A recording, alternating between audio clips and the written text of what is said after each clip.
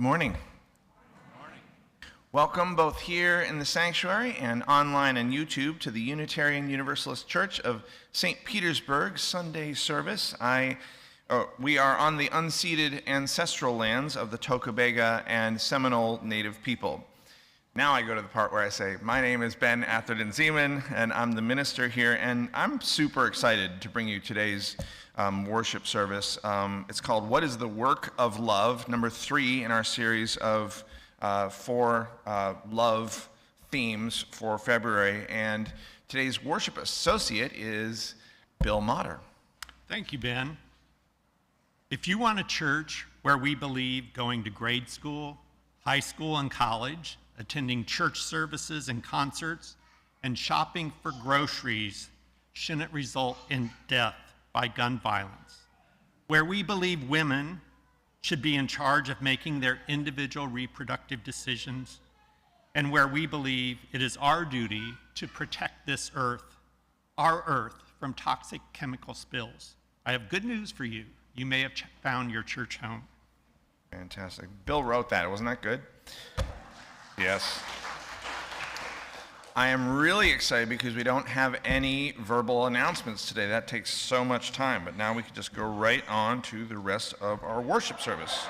I love coffee, I love tea, I love the Java Jive and it loves me. Coffee and tea and the Java and me. A cup, a cup, a cup, a cup, a cup. Yeah.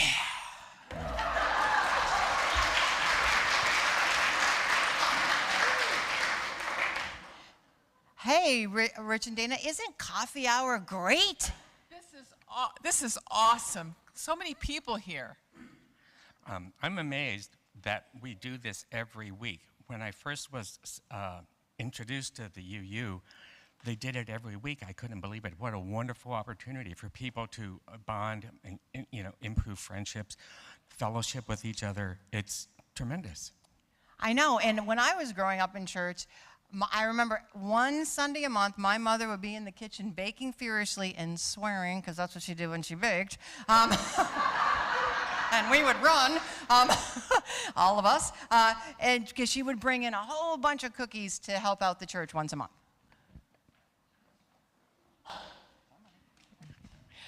Same with me. And one of the churches that I went to, people brought food, and I brought food too. But so, where does UU get its food? Well, I don't know where you people went to church, but you must not have been a Baptist. Because you go in, you sit down, you don't wiggle, or you're taken to the bathroom. And trust me, there are no refreshments. The coffee hour has grown.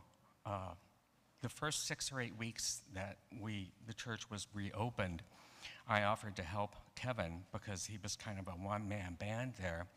And our average, I checked the statistics, our average was 50, 55, 60 people. For 6 to 8 weeks, the congregation, people weren't really coming back too quickly. And so coffee hour was pretty much of a breeze. It wasn't bad, in and out, didn't take too long. Now we have crowds of 149 last week, up to 190, which is a wonderful problem to have. The problem is we need help.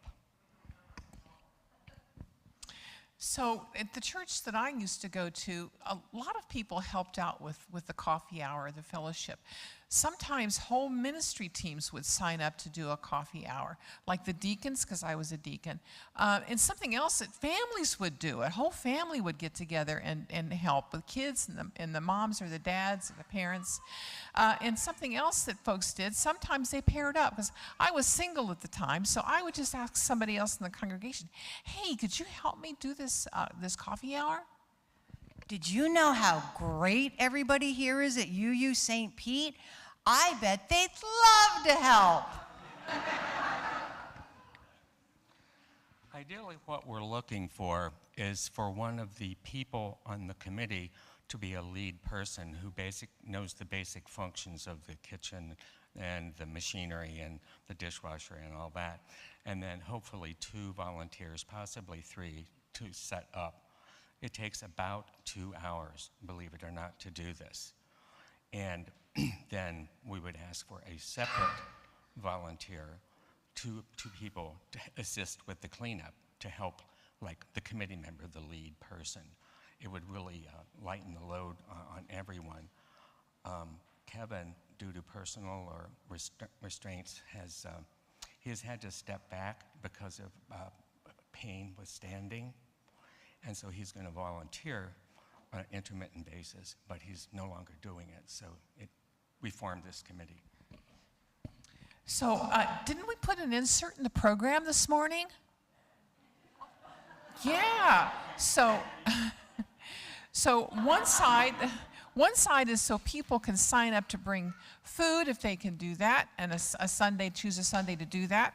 And then the other side is to help with setup, because some people would not necessarily be able to bring food, but they could help with the setup or the cleanup.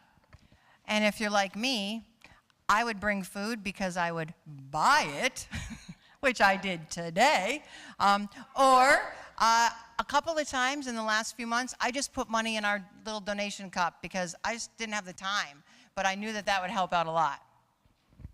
So what if somebody signed up for the rest of the month and then May and June, and then they forget?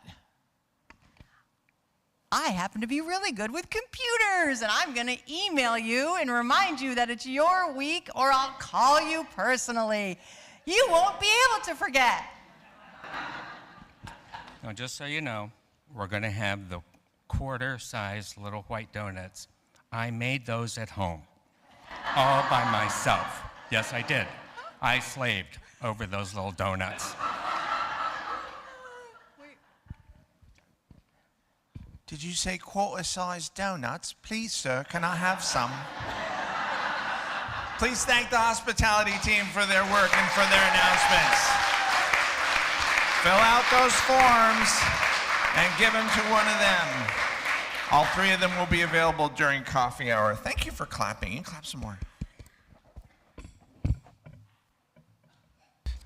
So we are people of many beliefs, but we share a common faith that what we do in this world matters, that we are connected to one another and to our planet. So whoever you are and wherever you are in your journey, you are welcome here. And I chatted with a couple of newcomers, and oh, we have Balcony. Hey, Balcony. Can you wave for a second if you're a newcomer? Just wave. Hello, newcomers. Lots of newcomers. Very cool. We have a lot to do today. Sometimes we'll pass around the microphone. You get to say who you are and where you're from, but we'll do that next week. Hopefully, John will have more time than we will.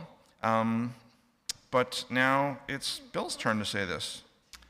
Our flaming chalice is a symbol of Unitarian... Almost, but not quite. Cell phones. Oh, thank you.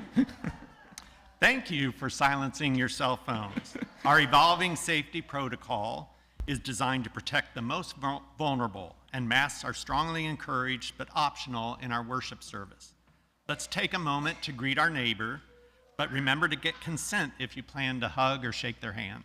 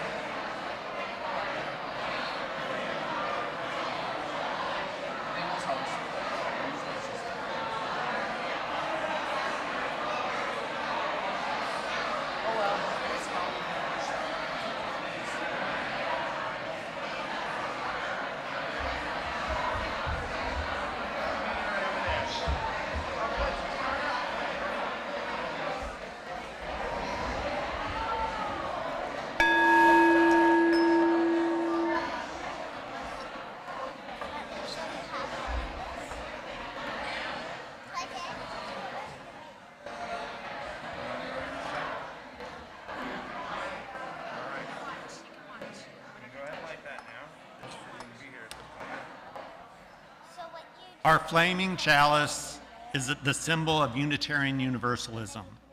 It is a symbol of our faith, for the gift of this day and for our community of spiritual nurture and compassion, we give thanks. May our many sparks meet and merge in communion of heart and soul. When Reverend Ben and Caitlin light our chalice, I invite you to say our covenant out loud. The words can be found in the text chat. Feel free to follow along with the 2 hand movements. Love is the spirit of this church, and service its law.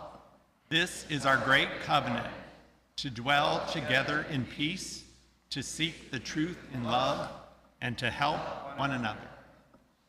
Now, please rise as you are willing and able for our first hymn, Love Will Guide Us. It's number 131 in the gray hymnal.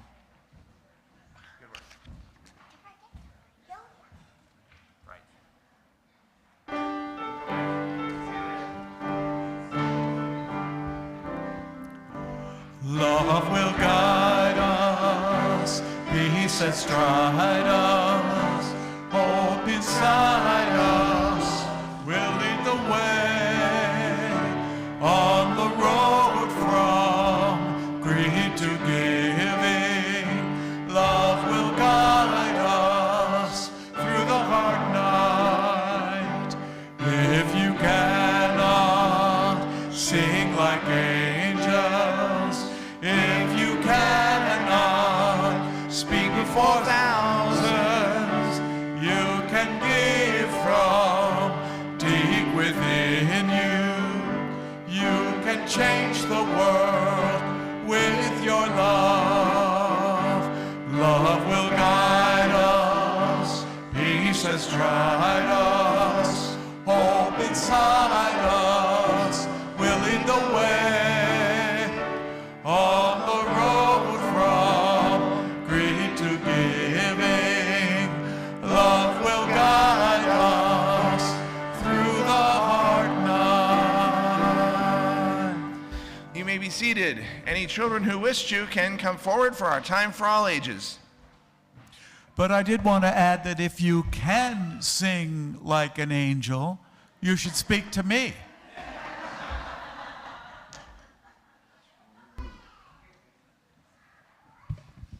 Hey, good to see you. 1, 2, 3, 4, 5, 6. Hey, good to see you. You have dolls.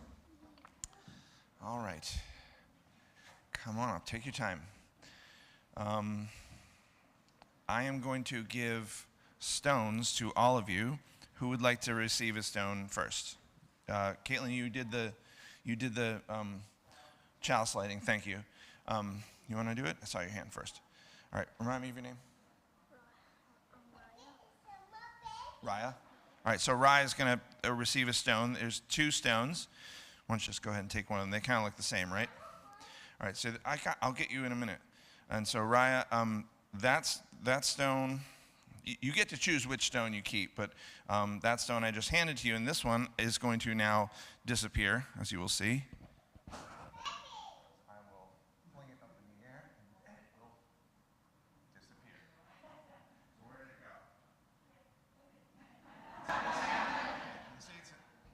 I asked, where did it go? And they said, it's in this hand. So, okay, here it is in this hand. And it's, this pocket here? All right, I'm not feeling it in my pocket.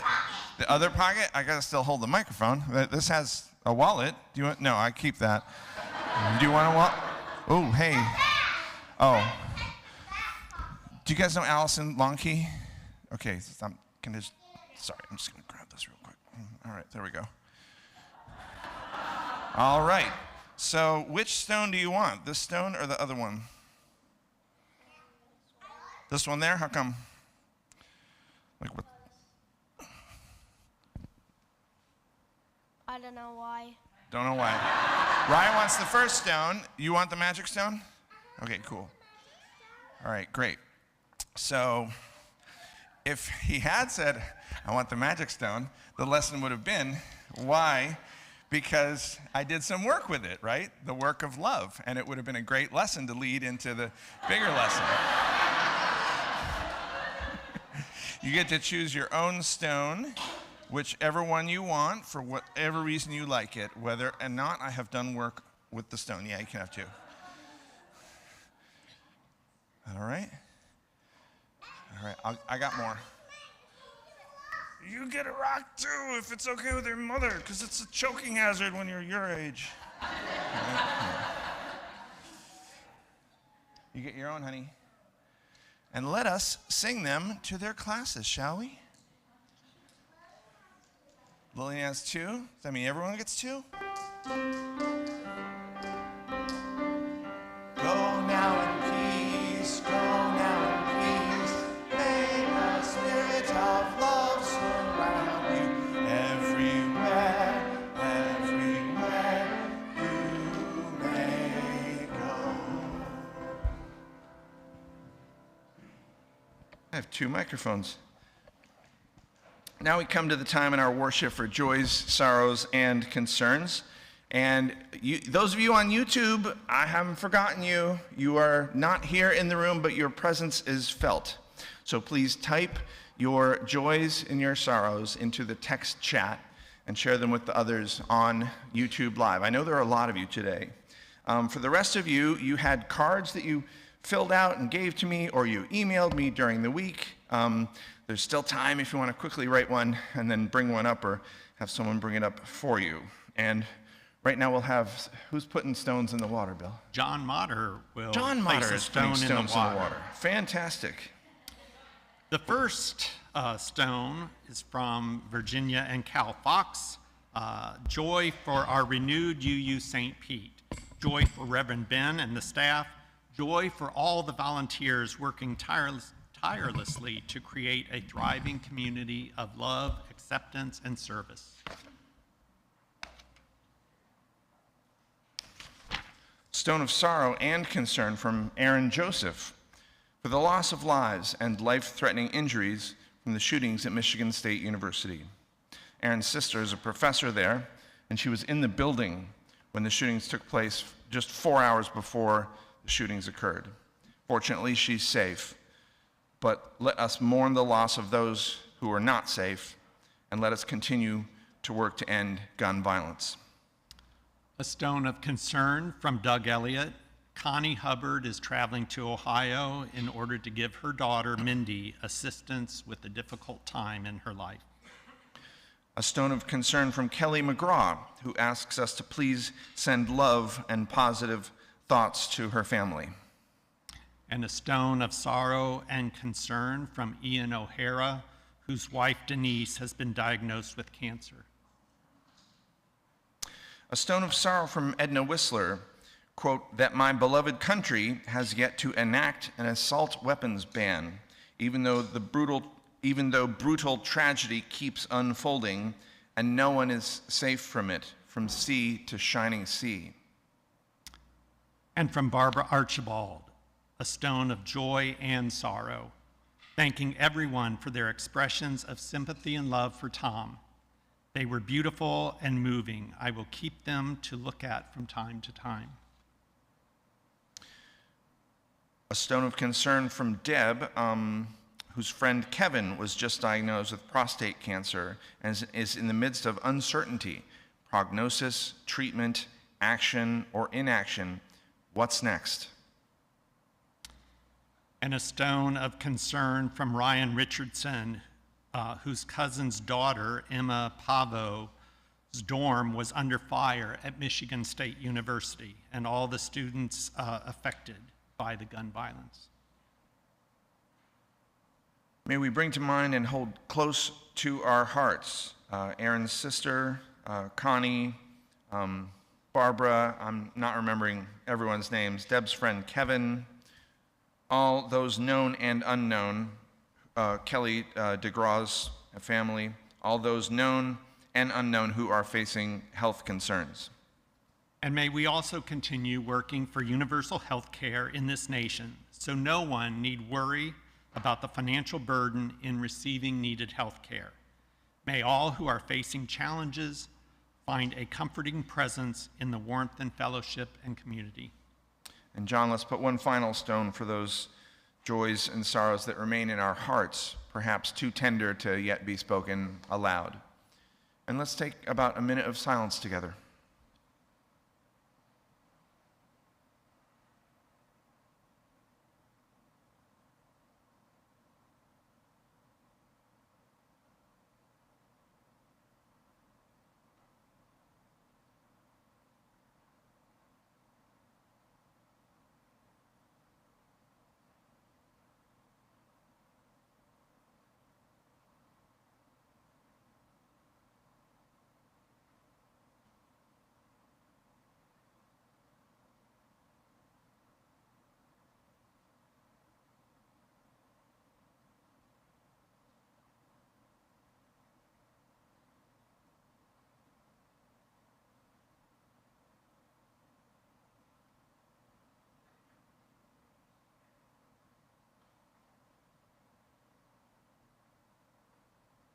The mystery is that we are connected even when we feel apart.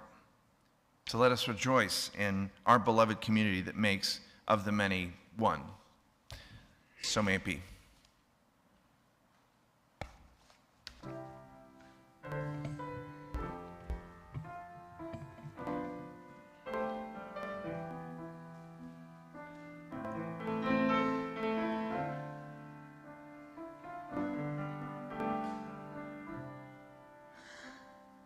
Spirit of life, come unto me.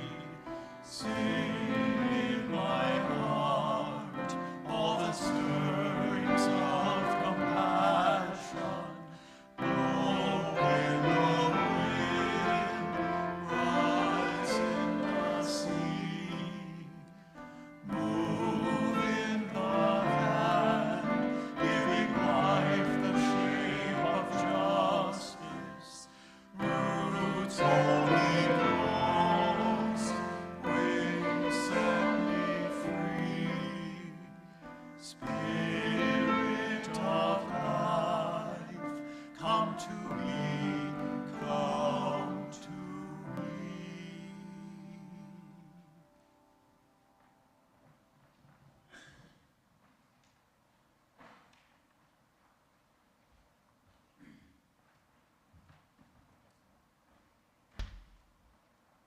Me again. So when I think of the work of love, I think of the time in my early 30s when I had my third open heart surgery, and 7 of my closest friends came to visit me every day for 21 days that I was in the hospital. They would put in a long day at work, get on a subway in Boston, and they would come every day and every Saturday and Sunday to spend time to cheer me up or cheer me on. When I think of the work of love, I think of the time when I was first diagnosed with MS, and Ben immediately went online, found us a Reiki class, drove us 1.5 hours each way, 2 days in a row, so we could learn this modality, so I did not have to only take medication to try to fight this. And I had always been interested in taking this class, and I just never got around it. And within half an hour of that diagnosis, we were going to a class. We all do things like my examples, and we don't even realize we're doing it. We're putting the work into our relationships. We don't think of it as work because it's of the love we feel. But I'd like us all to remember a time when you hear someone telling a story that you were part of, and they're not telling it the way you would tell it. Most of us want to say, hey, my way is the right way of telling it, your way is wrong, nanny, nanny, poo-poo. But we hold our tongue because being right is less important than the love that we have for the other person. And you need to trust me when I say, holding my tongue is really work. Love takes work. We shouldn't take things or people for granted, and that's what happens if we don't remember that love is work. Reverend Ben and I, from the beginning of our dating relationship until just this morning, thank each other for doing the household chores every day. No one wants to take out the garbage, do the dishes, clean the bathroom, vacuum. No one. And we always thank each other when we see that the other person has done that. That is the work of love. So I want to thank all of you for all the work that you do for this church, for each other, because you do practice the work of love every day. And you should know that that is seen and appreciated.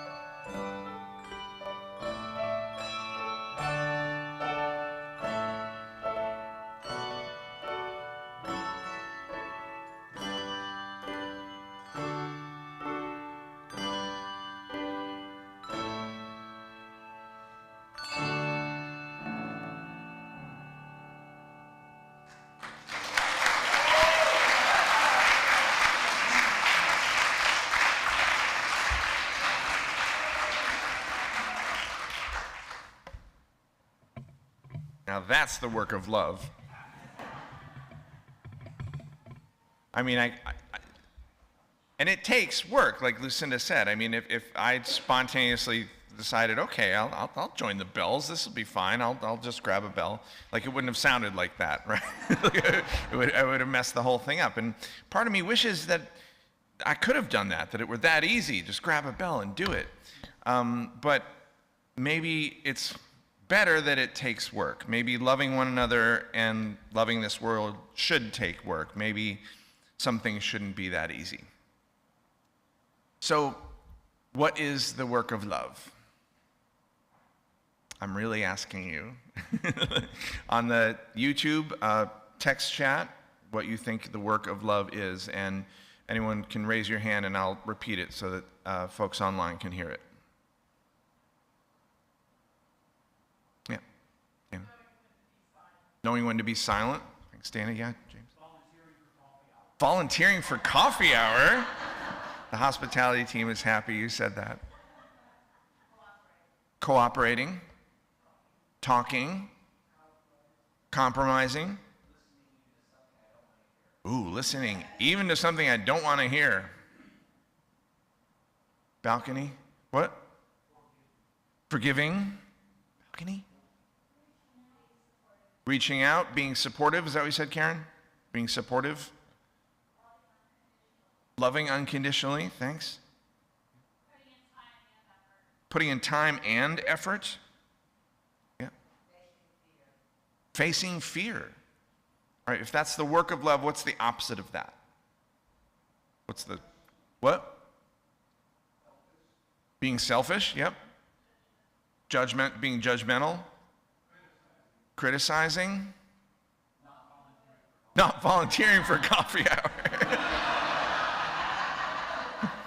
And Lucinda talked about taking someone for granted in her view from the pew. And she talked about how, did you mention the dishes? I forgot if that made the final cut or not. So we tend to always, we've done a lot of dishes in our 23 years of relationship, and we still try to do the work of saying, thank you, honey, for doing the dishes. And sometimes it is work, because sometimes we're just tired and maybe the other person hasn't done enough dishes. And so we're like, why am I thanking you? You haven't been doing the dishes anyway, and it's just dishes, and life is hard right now. Just do the stupid dishes. Why do we even stop and thank each other? You should just do the dishes. And then I try to remember to take a breath, and I say, you're welcome, honey. Because like she said, and I love this phrase, being right is less important than the love we have for the other person. So what is the work of love? Those of you who weren't here 2 weeks ago, we started the month by talking about the 4 Greek concepts of love, which is agape, storge, eros, and philia. We followed that by talking about the 7 principles of Kwanzaa, umoja, kuchikagulia, ujima, ujama, nia, kumba, and imani, and how each of those embodied love. And Cynthia Patterson often quotes the writer M. Scott Peck, and Peck's definition of love in The Road Less Traveled is, quote, the will to extend one's self for the purpose of nurturing one's own or another's spiritual growth. And I like Peck's definition, and I agree with Lucinda. Taking the time to do even simple acts of appreciation is a good example of the work of love, of extending one's self. And I saw this on Wednesday. Some of you were with me. We do a bike ride on Wednesdays now. It's called UU's on a Roll. And Karen White, Karen, are you here? Karen White's husband, David, was putting the bikes back on the bike rack. And I was near them, and I heard Karen say, thank you for putting the bike back on the bike rack. I mean, only took her a second. They've been together, I think, 30 years, longer than our 23. Probably a lot of bikes have been put on bike racks in their time, but she took that moment, and she said it really deliberately, like she says things. And it really made me think, and I thought, this is someone I can learn from. It's not always the same kind of love that we extend when we do the work of love, because like we mentioned all those kinds of love, there are also different kinds of love language, right? Anyone read that book, the Love Languages books or the articles? Okay, one of you. I will tell you what they are. According to the book on love languages, there are 5. Words of affirmation, acts of service, gifts, quality time, and physical touch. So remember the hymn. If you cannot sing like angels, if you cannot speak before thousands, you can give from deep within you. You can change the world with your love. You don't have to be like doing this type of thing to show love. You can change the world with your love, and there are different ways of doing that work. The hospitality team talked about Kevin. That is the work of love, right? Showing up every day for 5 years, 7 years, doing coffee hour at the expense of his own body. And many of you know our groundskeeper, Ed, who expresses love and expressed love this morning by blowing the leaves and cleaning out the entrances. But sometimes our love language isn't the recipient's love language. So maybe I've spent hours fixing Lucinda's transmission, acts of service. But then when I come inside, she says she doesn't feel loved because I haven't spent any quality time with her. And then I say, honey, my quality time was spent fixing the transmission. Like that was the act it needed fixing. You should feel loved. You shouldn't bother me about needing quality time. Then I remember to breathe and extend myself a little, as M. Scott Peck suggests. This is a made-up example, by the way. I can't fix transmissions at all.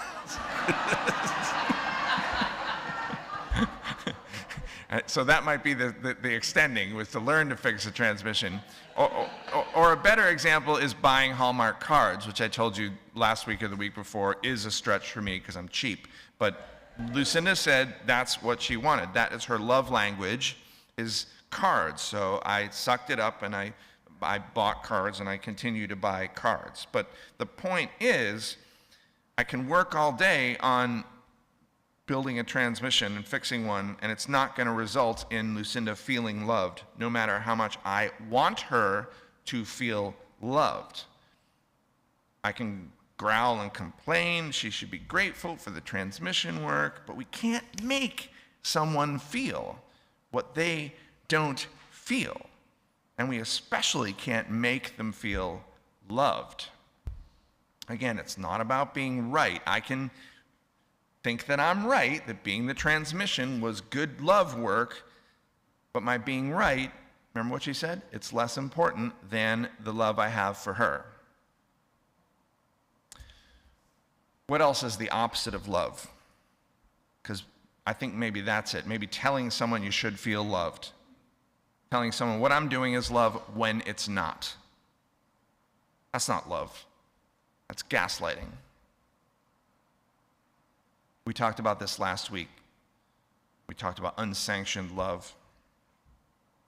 As right-wing Christians claim to, quote, love the sinner and hate the sin when it comes to kids and adults who are LGBTQIA+. Grace Christian School claims it loves every student, but they'll kick out any student who's gay or trans. And we covered this last October for the Domestic Violence Awareness Month sermon. An abusive partner doesn't have to use physical violence. More often, they use emotional abuse and gaslighting, literally redefining reality for their partner, using phrases like, I'm not scaring you, and that didn't hurt. Closer to home, we cover this when any Black, Indigenous people of color tell us they have experienced racist microaggressions from white UUs. And from what BIPOC people have told me, we well-meaning white UUs constantly, consistently do this, dish out these daily indignities of racist microaggressions. But get this, we think we're doing the work of love. We're trying to make a connection with the Black person coming in the door, so we ask, hey, are you related to Janae? Over and over and over again. Or we insist, oh, you must be new. Even after they tell us, no, I've been coming for months. We say, no, you must be new. We're trying to find out more about Elle So we ask pointed questions about their Columbus Day story, probing just to see how indigenous they are, how many generations back, what percentage. We admire Janae's hair, so we touch it without her permission.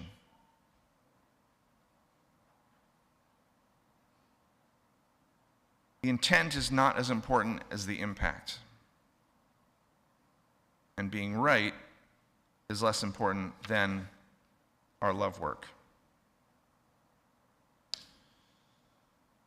It's not easy for Elle, for Janae, for other BIPOC members of our community to talk about this with white UUs, especially if we white UUs then get defensive and don't want to hear the impact because we're busy saying we're not racist. We're busy saying we don't see color. We're busy saying, I just like your hair, I just wanted to touch it. It's also hard when we hear this and get really upset, which is what I do, by the way. When Janae comes to me and says, this has happened, I'll get really upset. And that makes me less safe for her to confide in me. And it results in, well, it's me centering my feelings instead of Janae, right? And it also results in her coming to me less often with these experiences because she doesn't want to upset me. So the volume of my angry feelings makes me a less safe person to confide in. Granted, it's also not that easy for whites to hear that we've inadvertently committed a racist act when our intentions were good. But it's not as hard as repeatedly and consistently being the target of said racist microaggressions. Hearing the impact of our racism as whites can be awkward, can be embarrassing, but avoiding those painful feelings is less important than doing the right thing, than doing the work of love that is needed. Like Lucinda said, being right is less important than the love we have for the other person. Intent is less important than the impact. I'm grateful to the members of the racial justice team who are organizing some online workshops for this congregation, specifically on this topic of racist microaggressions. This work is going to be done by a team called the Hope for Us Conflict Engagement Team of the Unitarian Universalist Association, named after the late, great Reverend Hope Johnson. So please see me or any member of the racial justice team for more details on that work. I feel like I skipped something. But I guess I didn't. When we do the work of love, our intent is as important as our impact. I can work all day on a transmission, and it's not going to result in Lucinda feeling loved, no matter how much I want her to feel loved. Can't make someone feel what they want to feel, or what they don't want to feel, rather. And we especially can't make them feel loved. And I agree with what everyone said in your brainstorm. The work of love requires listening, requires humility, requires patience. It's not easy. You can't just jump up and ring the bells. It takes work. But if we put in that work, and it is good work, it is fun work, it is painful work sometimes, but it is overall the best work to do. If we put it in, the humility, the listening, the patience, we can create partnerships like Karen White and David. We can create a congregation where we really are all truly welcome. And we can create a world that is just and fair, a world shaped by the work of love. Janae helped me prepare for this worship service, and I want to end with her words. She says, quote, "To love fully, acknowledge that we are all people and that there are experiences that we have not or will never experience. This is where love comes into play," she says. "The work of love requires listening past our filters, requires humility, with discernment requires patience with compassion. Amen. Ashe. Blessed be.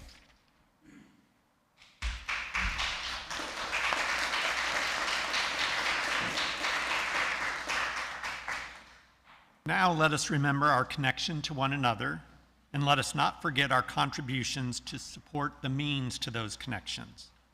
We have benefited from the efforts and contributions of previous generations. Our spiritual ancestors planted the vision of this fellowship. They sowed with their physical labor and their financial labor the harvest we are now enjoying.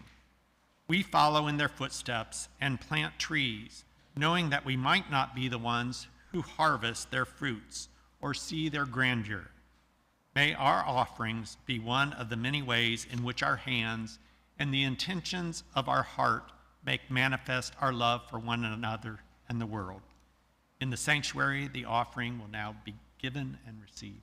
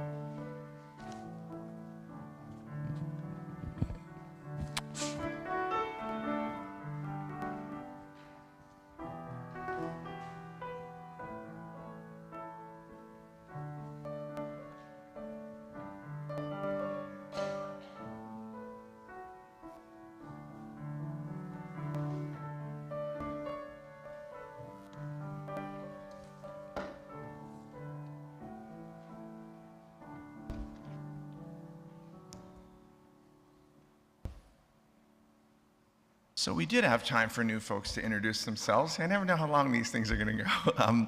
So if anyone would like to do that, or if anyone has any talkback reactions to what we just talked about, we have time for one or two of you to raise your hand, and Bill will bring you the microphone.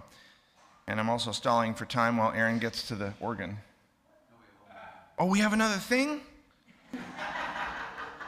This didn't work at all. Well, at least we'll have time for folks to say something.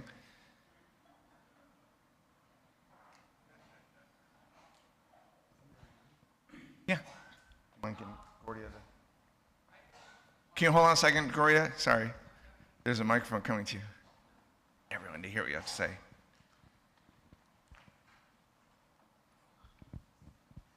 So I just want to say I appreciate you kind of putting us in an uncomfortable position with that last sermon. I really do appreciate it because it forces us to reflect and think about it. So, thank you. Thank you, Gordy. I appreciate you being here.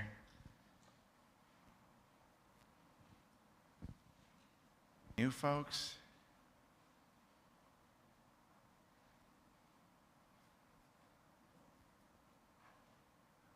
Not like you used to be quiet. All right.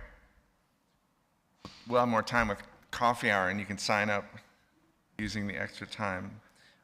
So feel free to follow along with the hand gestures as Bill extinguishes our chalice. And the words to UU St. Pete's traditional chalice extinguishing are in your order of service.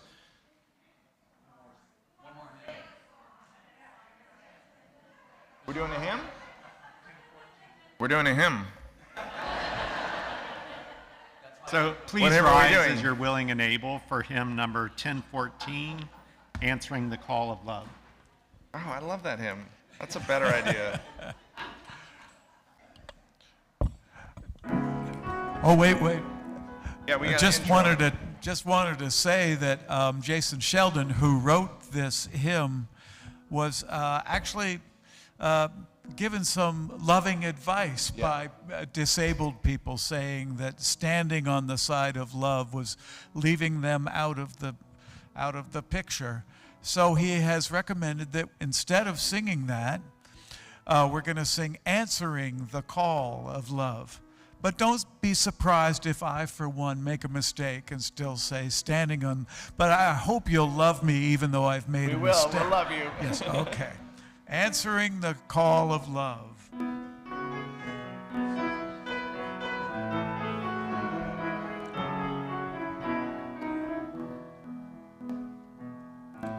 The promise of the Spirit, faith, hope, and love abide, and so every soul is blessed and made whole.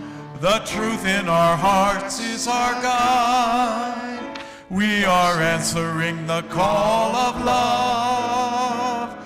Hands joined together and hearts beat as one. Emboldened by faith, we dare to proclaim we are answering the call of love.